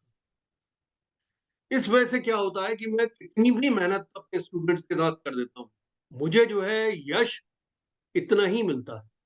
और मेरे जो स्टूडेंट्स भी जो अध्यापक बन गए हैं, वो अगर इतनी मेहनत करते हैं तो उनको इतना बड़ा यश मिलता है इस बात का। तो आप समझे बात को। तो आपको इवन कुंडली की एनालिसिस करते समय भी इस बात का ध्यान रखना है कि ये उस समय का गोचर है। इससे आपको इमीडिएटली समझ में आ जाएगा। 4 बार मैंने आईएएस में बहुत मेहनत की, लेकिन मेरा आईएएस में नहीं हुआ और मैं पीसीएस में कभी नहीं बैठा, जबकि अगर मैं पीसीएस में बैठता तो जरूर हो जाता। और 4 अटेम्प्ट मिलते थे, चारों में मैंने बहुत मेहनत की थी। इसीलिए आप देखते हैं कि मेरी नॉलेज ज्योग्राफी की, इंडियन पॉलिटी की, इंटरनेशनल रिलेशंस की, लिटरेचर की, हिस्ट्री की, ये सब काफी अच्छी है, क्योंकि उस समय मैंने जो है 12-12, 13-13 घंटे पढ़ाई की। तो ये जो सूर्य की जो पोजीशन है, सूर्य अपने वेधा की पोजीशन में बैठा है, चतुर्थ में बैठा है, जो कि उसका दसम का गोचर अच्छा है, लेकिन चतुर्थ से उसे वेद मिल रहा है। और जब उस ये नियम ऋषि पारशर ने कह दिया कि वो वेधा की पोजीशन से जिस समय ट्रांजिट करेगा, गोचर करेगा, तो आदमी को अशुभ परिणाम देगा। तो इस बात का मुझे अशुभ परिणाम मिल गया, क्योंकि वो मेरे जन्म काल की जो कुंडली है वो भी तो उस समय का गोचर है। मतलब आप ये समझ लीजिए, सुनील जी चाहे आपको जो है 4 नियम से बताते हैं, लेकिन वो 4 नियम में भी उनको इतना यश मान मिल जाता है कि जिसकी हद नहीं। और मैं आपको जो है 50 नियम बता दूं और बिल्कुल जमीन से निकाल के ले आऊं कि कोई और टीचर ना आईकास का ना भारतीय विद्या भवन का आपको पढ़ा सके उसकी। लेकिन मुझे उस चीज का जो है मान सम्मान उतना नहीं मिलता, क्योंकि सूर्य अपने वेदा की पोजीशन से निकल, और वेदा की पोजीशन, तो आप जब भी कभी कोई प्रेडिक्शंस करेंगे तो आपको इस बात को याद रखना है कि गोचर का एक जो नियम है, ये उस बालक की जो कुंडली में जो गोचर उस समय का चल रहा था, उसमें अगर वो वेदा की पोजीशन से निकलता हुआ अगर ग्रह है, वही ग्रह, तो उसका मतलब इस बालक को उस ग्रह से संबंधित उसके कारकत्वों के उतने अच्छे फल नहीं मिलेंगे। जैसे फॉर एग्जाम्पल आप यूं, मैं इस बात को और थोड़ा समझाता हूं। जैसे शुक्र का शुभ गोचर, देखिए शुक्र का शुभ गोचर जो है असंभाव का इसके है। लिए आप कोई एग्जाम्पल कुंडली ले लें तो उसमें थोड़ा सा बेटर वे, नहीं आपको बोलना थोड़ा पड़ेगा, हम समझ ज्यादा जाएंगे। मैं आपको दिखा दूंगा एग्जाम्पल कुंडली, लेकिन ये ना बहुत बड़ा लंबा नियम है कि एक कुंडली के अंदर में प्राप्त करना बहुत मुश्किल है ये नियम। अब जैसे शुक्र है, आप देखिए शुक्र का जो शुभ गोचर है, देखिए हर चीज के लिए ना कुंडली का एग्जाम्पल इसलिए नहीं बन सकता जगदीश ने साहब, क्योंकि ये काफी ज्यादा ग्रहों के गोचर हैं और काफी ज्यादा ग्रहों के भेदा है। ये एक कुंडली के अंदर आपको प्राप्त नहीं होगा। मैं आपको एक एग्जाम्पल आप वैसे समझाता हूँ। आपका शुभ गोचर शुक्र का किस भाव का है? प्रथम भाव का। और उसका वेधा कहाँ का है? अष्टम का। अब आप किसी की कुंडली में आपको शुक्र अगर अष्टम भाव में बैठा हुआ मिले तो आप क्या कहेंगे? ये वेधा से निकल रहा फर्स्ट है, को वेद, फर्स्ट को फर्स्ट वेदा को कर रहा वेद है। दे रहा है। तो ऐसा हाँ। आदमी, चूंकि ये प्रथम भाव को वेद दे रहा है, तो प्रथम भाव से क्या आती है? व्यक्तित्व आता है। प्रथम भाव से कैरिस्मा ऑफ पर्सनालिटी आती है। प्रथम भाव से टाई पहनना, सूट पहनना, अच्छा पहनावा आता है, क्रीम लगाना, अपने आप को अच्छा वेल ग्रूम्ड रखना। और प्रथम भाव से पूरे अपने जितने सुख सुविधाओं का अपने आप को फायदा लेना। तो ये चूंकि अष्टम भाव में बैठा हुआ शुक्र है, तो ये इन सब चीजों को भेद कर दे। वो आदमी अपने आप को पर्सनली वेल ग्रूम नहीं रखेगा। उसको इस बात की परवाह नहीं होगी कि उसने बाल बनाए हैं कि नहीं बनाए। आप समझे आप बात को? लेकिन जैसे मेरा शुक्र जो है चतुर्थ भाव में बैठा है, तो शुभ गोचर कर रहा था उस समय। मेरे दसम भाव में कोई ग्रह नहीं है, तो उसको वेद नहीं मिल रहा है। मेरी कुंडली में दसम भाव में कोई ग्रह नहीं है, तो शुक्र जो है उसको वेद नहीं दे रहा। तो मेरे पास जो है ब्लैकबेरी से लेकर कैंटरबरी से लेकर हर तरह के कॉस्टलीस्ट सूट्स हैं, टाइज है मेरे पास 156 जो कि 3000 से ऊपर की हैं। और जो शूज भी है वो मैं रेड लीफ और दूसरे अच्छी कंपनीज के पहनता हूँ। तो उसका कारण क्या है? मतलब उसका कारण यह है कि शुक्र अपने शुभ गोचर उस समय कर, उसको वेद भी नहीं मिल रहा था और वो अपने वेदा की पोजीशन में नहीं था। आप समझ गए बात? देखिए हमें ना अपने दिमाग में कुछ चीजों को इमेजिन करने की कोशिश करने की आदत डालनी चाहिए। इसी को हम कहते हैं मेंटल एक्सरसाइज। इसमें जगदीश नैन साहब मेरी बात को सुनिए और आपको खुद समझ में आ जाएगा। मेरा सूर्य और शुक्र बैठा है चतुर्थ में और दसम में कोई भी ग्रह नहीं बैठा। तो उसका मतलब शुक्र का शुभ गोचर कहाँ का है? चतुर्थ का। उसको वेद कहाँ से मिलना चाहिए? प्रथम भाव 10th से, हाउस से। 10th हाउस से। Tenth, I am so sorry, 10th house से। और 10th हाउस में कोई ग्रह नहीं बैठा। तो उसका मतलब उस समय जब ये गोचर ही कर रहा था शुक्र, तो उस समय ये वेदा की पोजीशन में नहीं बैठा हुआ था, ये शुभ गोचर की पोजीशन में था। और शुभ गोचर की पोजीशन की मेरी कुंडली बनी हुई है। तो उसका मतलब शुक्र के सारे परिणाम, घर की जितनी भी, घर का जो एस्थेटिक सेंस है, घर की जो डेकोरेशन है, घर के जितने भी गैजेटरीज हैं, घर का जो सुख सुविधाएं हैं, व्हीकल्स की जो सुख सुविधाएं हैं, वो सारी की सारी मुझे अवेलेबल हैं और मैं उसकी केयर करता हूँ। आप समझ गए बात? ये है। ठीक है। अब इसके बाद जो है नेक्स्ट नियम ये आता है। देखिए मैंने आप लोगों को बताया कि जो सूर्य और शनि है और चंद्र और बुध है, ये बिल्कुल भी वेद नहीं देते। इस बात का आपको याद रखना है। दूसरा आपको ये याद रखना है कि वेदा की पोजीशन किसी भी ग्रह की होती है। उस वेदा की पोजीशन से अगर वो ग्रह गोचर कर रहा होगा तो उस समय वो बहुत खराब परिणाम देगा। ये आपको समझ लेना है। इसी प्रकार से तीसरी बात जो आपने समझनी है, तो वेद करने वाले जो ग्रह होते हैं, वो वेद करने वाले ग्रह अशुभ वेद और शुभ वेद दोनों को ऑब्स्ट्रक्ट करते हैं। अब यहाँ प्रदीप लल्ला साहब ने जो बात बोली है, वो वो मतलब उसमें से पहली बात वाली जो ज्यादा जो मुझे समझ में आई है वो है।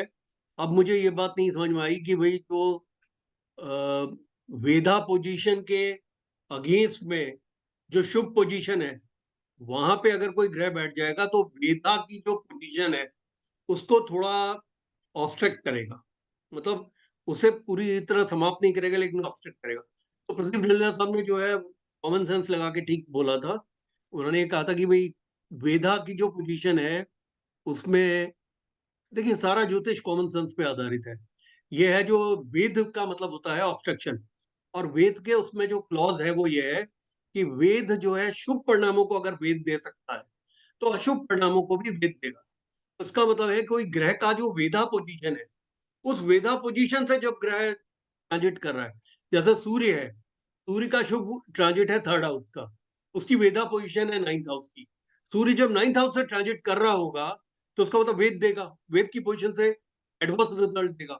अब थर्ड में अगर कोई ग्रह कर आ जाएगा जो कि शनि ना हो, जो कि शनि ना हो, क्योंकि शनि नहीं ऑब्स्ट्रक्ट करने वाला, शनि तो पिता पुत्र हो गए, कोई भी दूसरा ग्रह अगर आ जाता है 7 ग्रहों में, मतलब 9 ग्रहों में से 8 ग्रह अगर कोई भी आ जाएंगे, केतु को नहीं लिया गया है इसलिए राहु तक का 7 ग्रहों को मान लीजिए, 7 ग्रहों में से कोई भी ग्रह अगर आ जाएगा थर्ड हाउस में, तो इवन जो सूर्य के बुरे परिणाम आने हैं उनको भी ऑफसेट करेगा। तो जो पॉइंट एक मैं भूल रहा था और आपने याद दिलाया, उसके लिए आपको धन्यवाद ले रहा था, तो ये है कि वेद जो है, वेद दोनों का है। Obstruction is not only for the good effects, obstruction is also about the bad effects. यानी कहने का मतलब जहां से उसकी वेद पोजीशन है, उस वेद पोजीशन से जब सूर्य निकलेगा नवम भाव से, तो उसने बहुत निकृष्ट परिणाम देने के लिए, लेकिन तृतीय भाव से उसका शुभ गोचर है। और थर्ड हाउस में अगर केतु को छोड़कर बाकी अगर 7 ग्रह कोई भी अगर आ जाएगा, मतलब 6 ग्रह, 6 ग्रह में से कोई भी अगर आ जाएगा, 5 ग्रह आप तो अभी शनि को हटा दीजिए, 5 ग्रह कोई भी आ जाएंगे, तो इसका मतलब है कि वो वेद से आने वाले एडवर्स प्रभाव को भी वो रोक देंगे। ये पॉइंट आप लोगों को बिल्कुल क्लियर हो गया।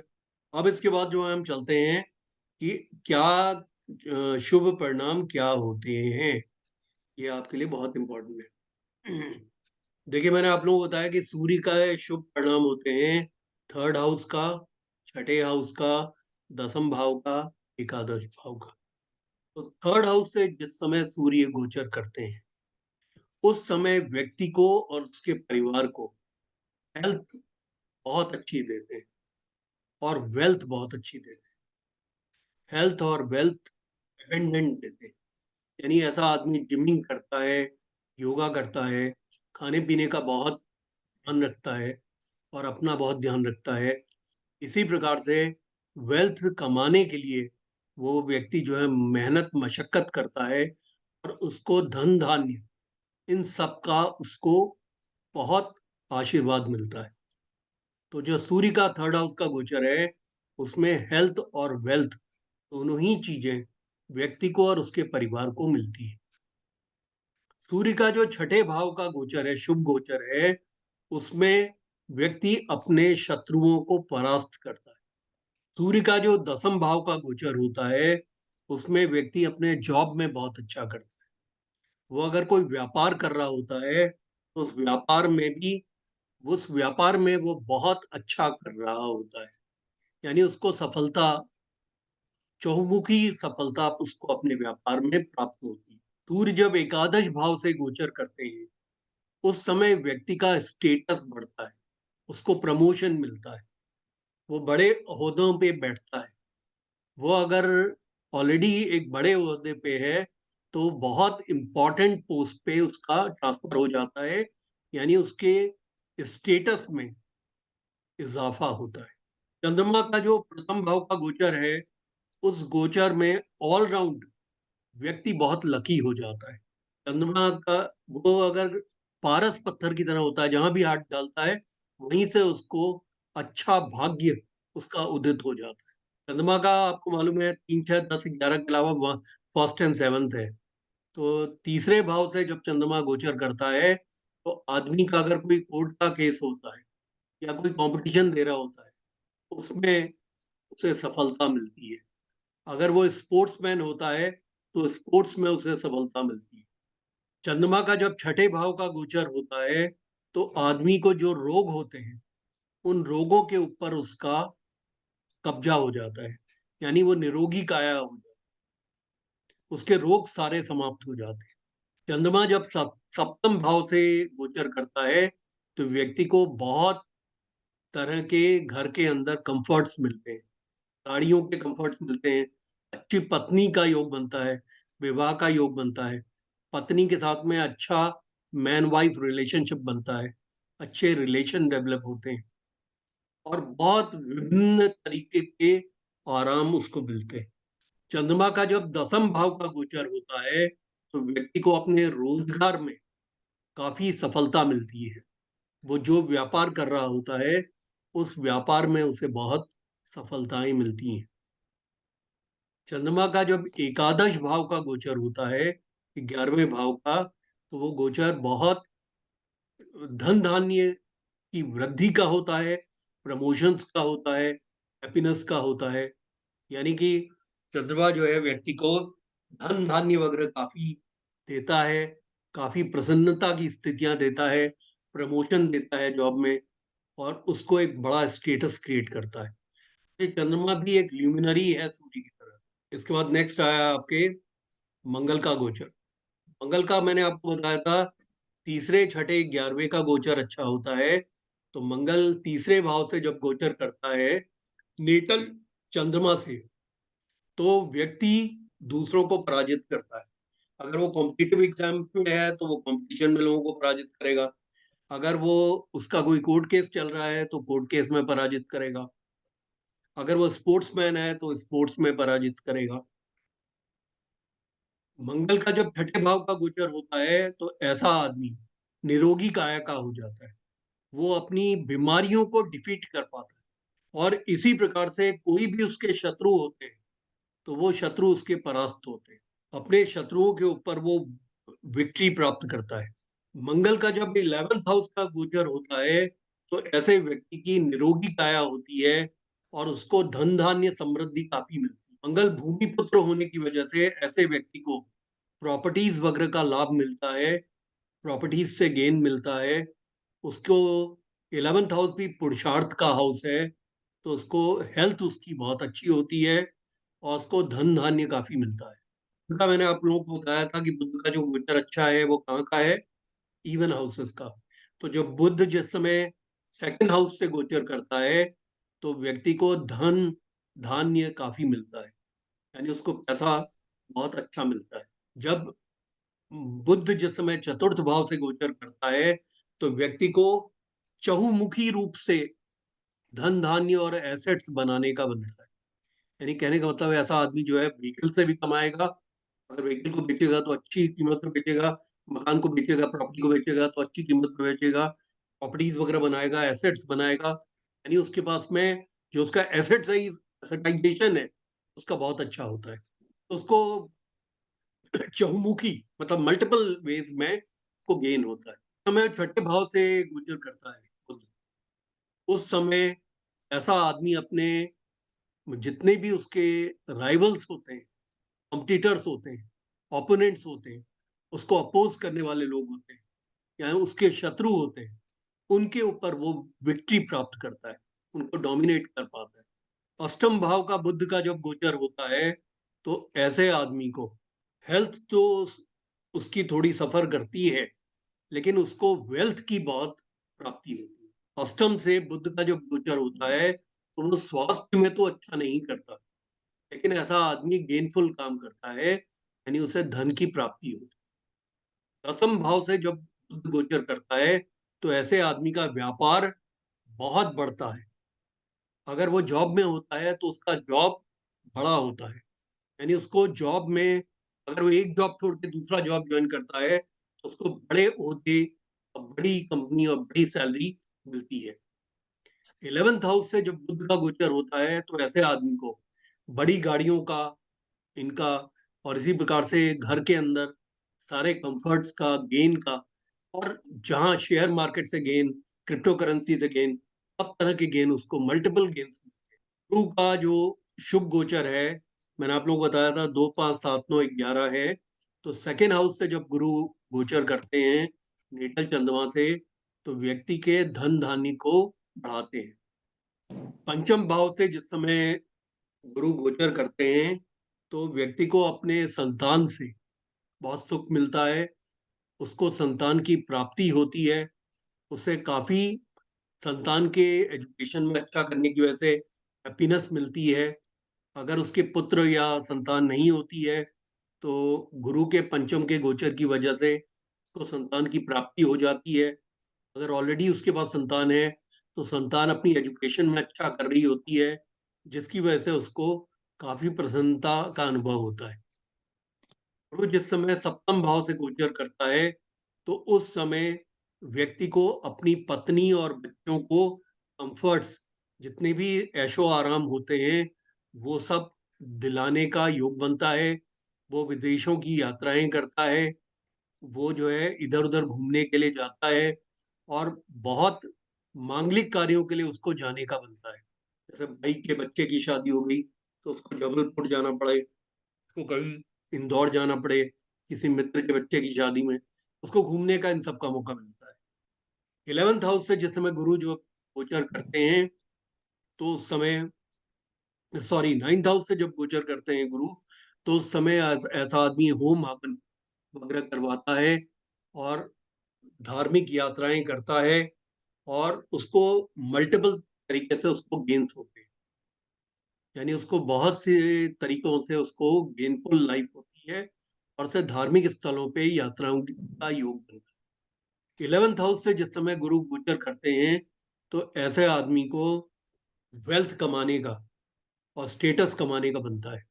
यानी 11th हाउस गेन का हाउस है, तो गुरु के 11th से गोचर करने पे ऐसे आदमी को धन धान्य की वृद्धि होती है, और उसको जो है उसका स्टेटस लाइफ के अंदर बढ़ता है। शुक्र का जो गोचर है प्रथम भाव का, वो शुभ गोचर है। उसमें शुक्र जब प्रथम भाव से गोचर करते हैं उस समय आदमी को फिजिकल प्लेजर्स काफी मिलते हैं। यानी मैन वाइफ रिलेशन के प्लेजर मिलेंगे, उसको नए नए कपड़े खरीदने का योग बनेगा, उसको इस तरह के गिफ्ट मिलेंगे जो उसके पर्सनालिटी को, उसके अच्छे चार चांद लगाएं। उसको इस तरह का फिजिकल प्लेजर्स वगैरह वाली चीजें मिलती हैं, खाना पीना वो सब चीजें अच्छी होती है। द्वितीय भाव से जिस समय शुक्र गोचर करते हैं, मैंने आपको बताया शुक्र के सिर्फ 3 गोचर खराब है, छठे, सातवें और 10वें भाव का, बाकी सारे भावों के गोचर अच्छे हैं। तो जब सेकेंड हाउस से जो है शुक्र गोचर करते हैं तो आदमी का वेल्थ का इनफ्लो लगातार होता है, यानी उसको वेल्थ को धन लगातार कमाने का योग बनता है। तीसरे भाव से जो गोचर करते हैं शुक्र, तो आदमी पैसे को नंबर ऑफ इंडस्ट्रीज में, शेयर्स में, म्यूचुअल फंड्स में, इन सब में लगाता है, और वहां से उसको गेन होते हैं, मल्टीपल गेन्स उसको होते हैं। चौथे भाव से जब शुक्र गोचर करते हैं तो व्यक्ति को अच्छे दोस्त मिलते हैं, और उसको नए नए व्हीकल्स का योग बनता है। अगर वो सरकारी अधिकारी होगा तो उसको नए व्हीकल्स गवर्नमेंट से अलॉट होंगे, अगर वो प्राइवेट में होगा तो कंपनी की तरफ से अलॉट होगा, अगर वो बिजनेसमैन है तो वो नया व्हीकल खरीदता है, चौथे गोचर से शुक्र के। पांचवा अगर गोचर जब शुक्र का होता है तो उसमें अगर उसके पास संतान नहीं है तो उसको बर्थ ऑफ ए चाइल्ड होता है, तो उसको संतान का शुभ सुख मिलता है। और अगर उसके पास संतान है तो संतान विदेश जाके पढ़ती है, या संतान अपनी एजुकेशन में अच्छा कर रही होती है।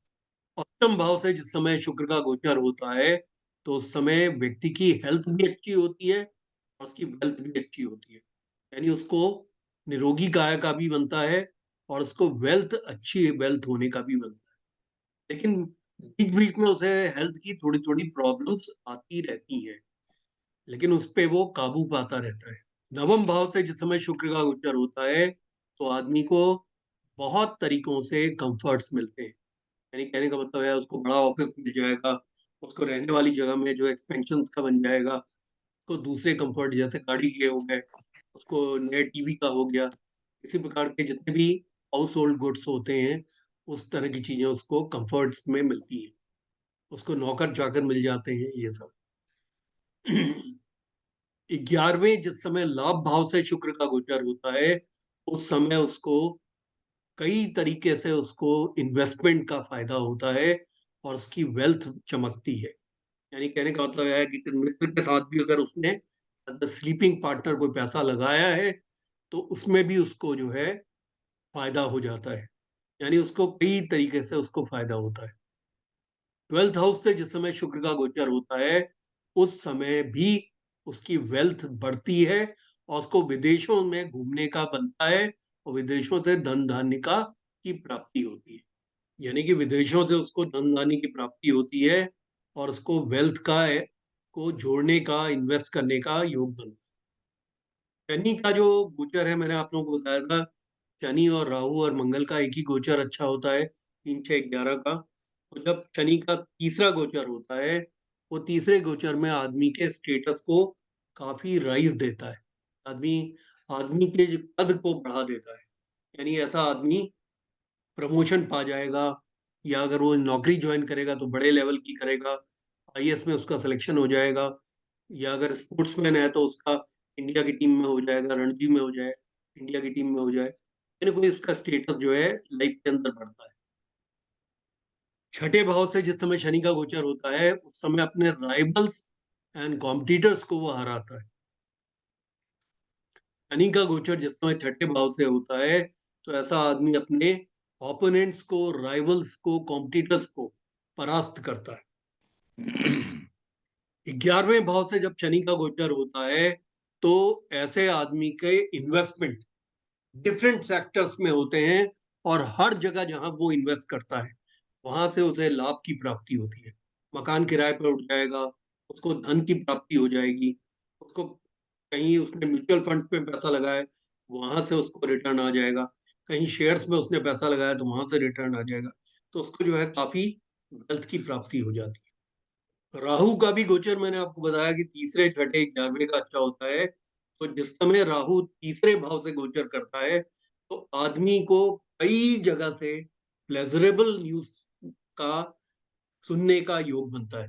कहने का मतलब उसकी बहन की बेटी की शादी हो जाएगी, उसका भाई का बेटा सिलेक्ट हो जाएगा, आर्मी में सिलेक्ट हो गया, कोई बड़े जॉब में चला गया, उसके जो है पिताजी का प्रमोशन हो गया, उसका अपना प्रमोशन हो गया। तो उसको आप देखेंगे कि चहुमुखी उसको प्लेजरेबल न्यूज़ का बनता है, उसको हैप्पीनेस क्रिएट करने वाली खबरें उसको कई दिशाओं से उसको मिलती है राहु के तीसरे गोचर में। राहु का जब छठा गोचर होता है, तो ऐसा आदमी घर बैठकर बहुत आराम की जिंदगी जीता है। अगर वो काम भी कर रहा होता है तो उसको इतना मेहनत नहीं करनी पड़ती जितने उसको कंफर्ट्स और आराम उसके पास मुहैया होते हैं। राहु का जिस समय 11th हाउस का गोचर होता है, तो ऐसा आदमी के भाग्य का एकदम से पिटारा खुलता है। यानी ऐसे आदमी को केबीसी में उसको लॉटरी लग जाएगी, उसने लोटो का टिकट लिया, उसने लॉटरी खरीदी, लॉटरी का प्राइस लग जाएगा, उसको कोई सडन गेन का उसको योग बनता है। उससे पता चला कि एक प्रॉपर्टी उसने बुक कराई, उसकी प्रॉपर्टी के दाम में एकदम से बढ़ गया, उसने बेची तो उसको बहुत फायदा हो गया। यानी कि उसने कोई शेयर मार्केट में शेयर खरीद लिए, उसने पता चला 100 शेयर खरीदे, तो 100 के 100 शेयर में उसको जो है डबल की इनकम हो गई। तो उसका मतलब क्या हुआ कि उसका अच्छे फॉर्चून उसके एकदम से खुल गए, उसको एकदम से लॉटरी सी और सडन गेन, सडन राइस का उसको योग बन गया। अब इसके बाद कुछ नियम ऐसे हैं जिनको हमें समझना है।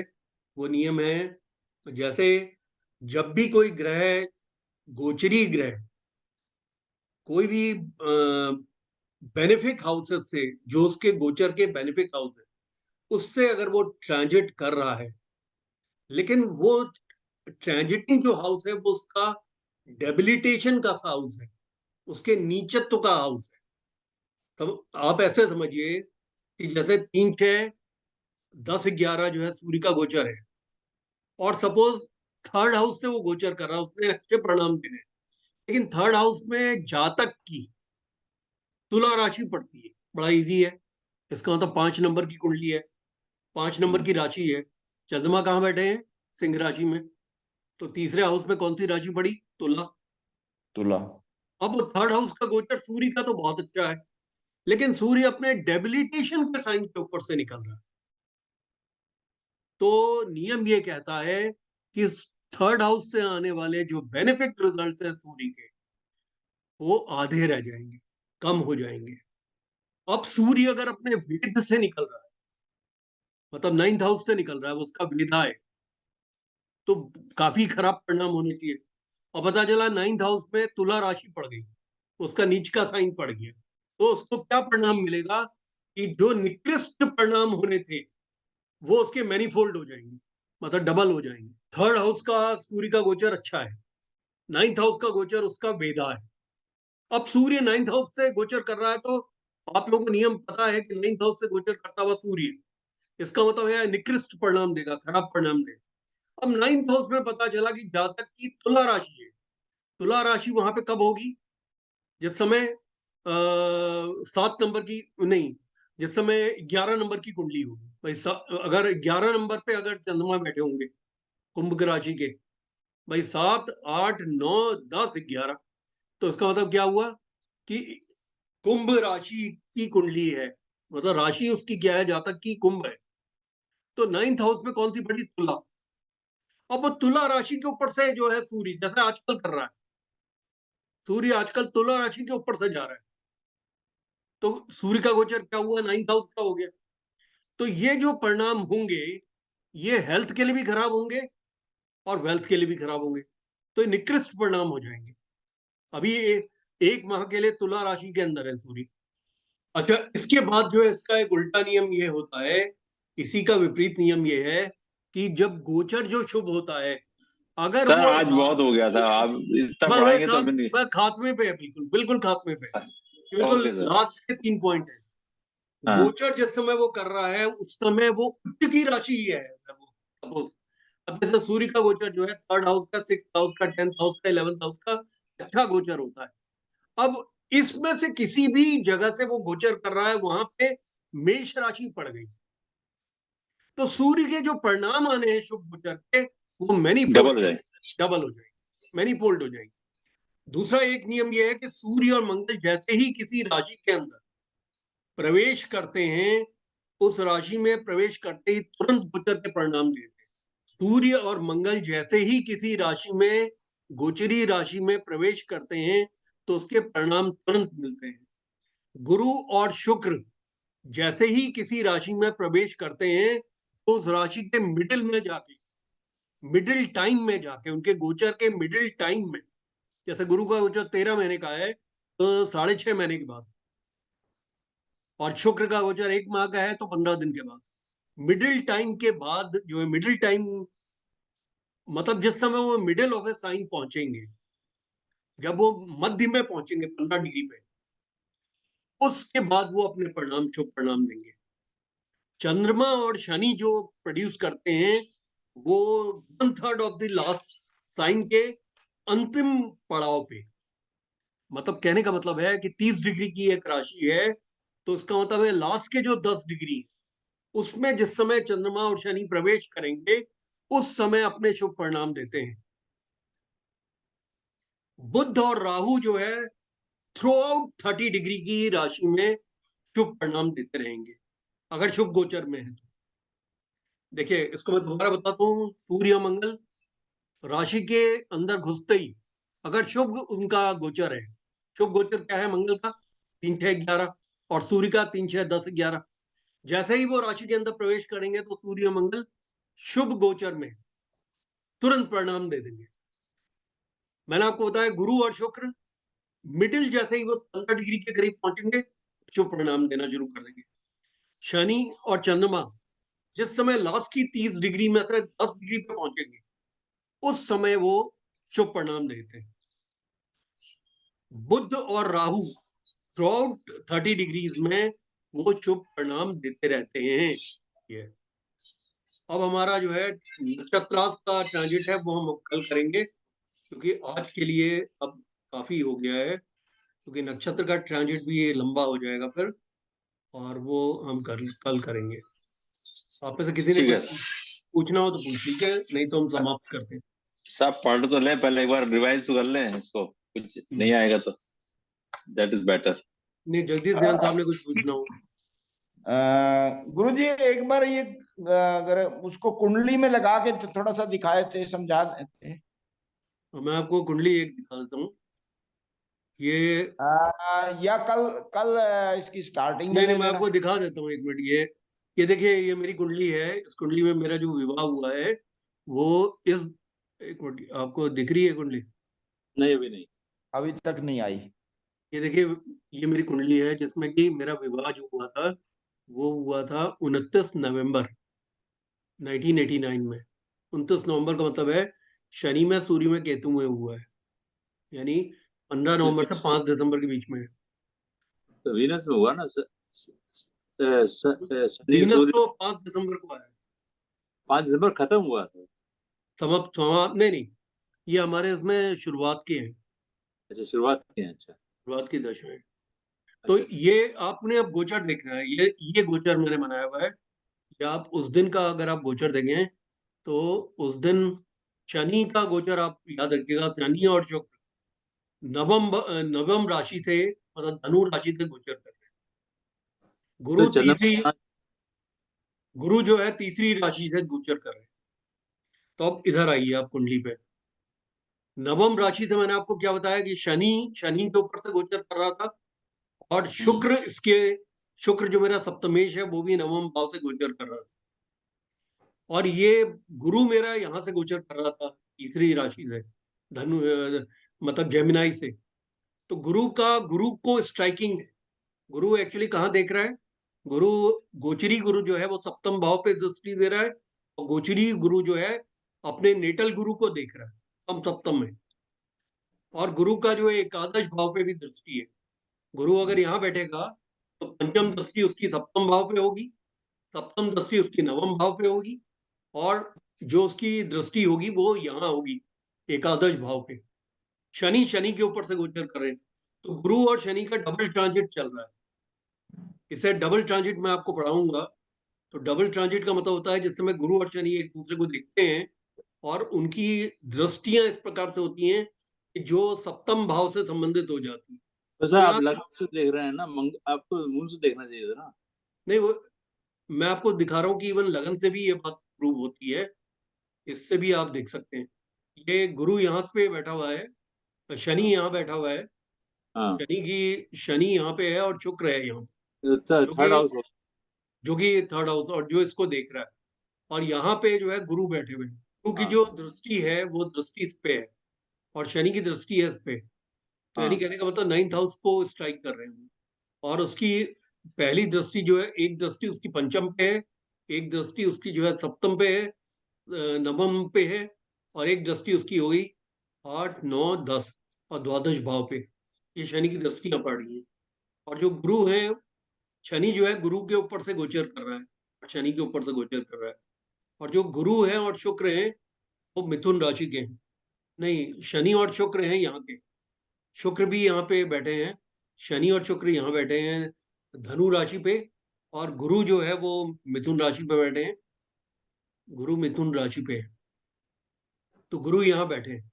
तो गुरु जो है वो सप्तम, मतलब इसमें लगन को देख रहे हैं और चंद्रमा को देख रहे हैं। गुरु की दृष्टि जो है शनि पे भी है, नेटल शनि पे और नेटल गुरु पे है। और गुरु की जो नवम दृष्टि है 7, 8, 9 मतलब पंचम भाव पे है। तो शुभ भावों को स्ट्राइक कर रहे हैं गुरु। और गुरु का 9th का जो गोचर होता है वो अच्छा होता है।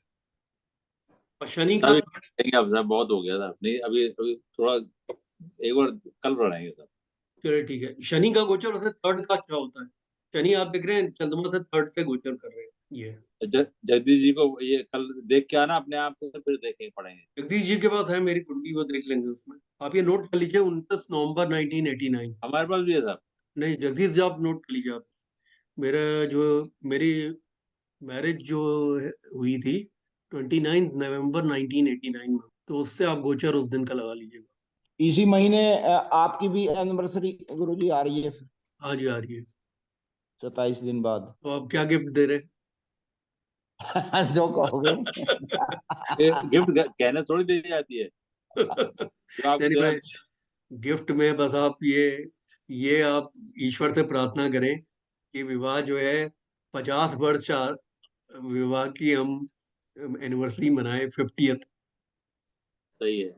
अभी तो 33वीं 34वीं होगी एनिवर्सरी मेरे ख्याल से। 83 के 89 के हिसाब से आपकी हो गई। मेरी तो 45 है। 33 33 33 33 हो गई। 33 कंप्लीट हो जाएंगे, 34th में स्टार्ट हो जाएंगे। हाँ जी। चलिए, आप सभी लोगों को बहुत बहुत शुभ रात्रि।